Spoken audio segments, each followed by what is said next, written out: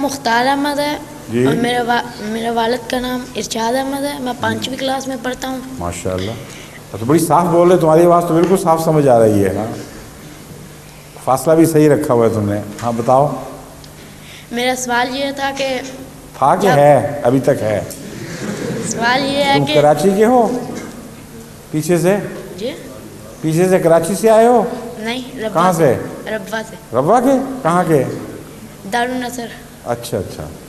یہ سوال تھا تو عموماً کراچی والے کہتے ہیں یہ اسٹائل میں. ہمارا یہ سوال تھا. ہاں جی بتاؤ. کہ جب خون بہہ جاتا ہے تو وضو کیوں ٹوٹ جاتا ہے؟ کس سے وضو ٹوٹتا ہے؟ وضو جب خون نکلتا ہے تو. خون نکلتا ہے. ہاں جی. خون نکلنے کی جو یہ معین نہیں ہے کہ کتنا خون نکلے تو وضو ٹوٹتا ہے. خون ایک قطرہ 2 قطرے خون نکل جائے, کوئی سوئی چک جائے, کوئی وضو نہیں ٹوٹتا اس سے.